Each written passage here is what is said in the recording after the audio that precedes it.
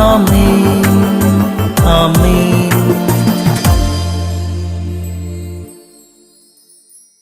യേശുവിന്റെ ഏറ്റവും പ്രിയപ്പെട്ട കുഞ്ഞെ, ദാനിയേലിന്റെ പുസ്തകം 11:32. എന്നാൽ തങ്ങളുടെ ദൈവത്തെ അറിയുന്നവർ ഉറച്ചു നിന്ന് പ്രവർത്തിക്കും.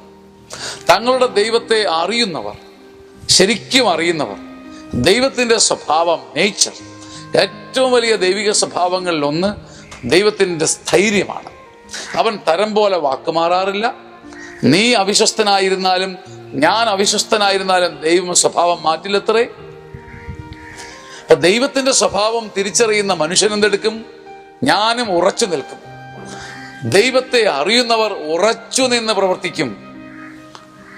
മഴമേഘം പോലെയല്ല എൻ്റെ ദൈവം, തെക്കൻ കാറ്റ് പോലെയുമല്ല. എൻ്റെ ദൈവത്തിന് അഗാധമായൊരു സ്ഥൈര്യമുള്ളത് കൊണ്ട് ഞാനും ഉറച്ചു നിന്ന് കാത്തിരുന്ന് നിരന്തരം a consistency of prayer and hard work, നിരന്തരമായ അധ്വാനത്തിൻ്റെയും നിരന്തരമായൊരു പ്രാർത്ഥനയുടെയും ഒരു ഉറച്ചു നിൽപ്പ്. പെട്ടെന്ന് ഫലം കാണാതെ വരുമ്പോൾ മങ്ങിപ്പോകാതെ, മടങ്ങിപ്പോകാതെ, വീണുപോകാതെ, താന്നുപോകാതെ ഉറച്ചു നിൽക്കാനുള്ള ഒരു കെൽപ്പ് ഇന്ന് കർത്താവ് നിങ്ങൾക്ക് നൽകട്ടെ. ആമേൻ ആമേൻ ആമേൻ.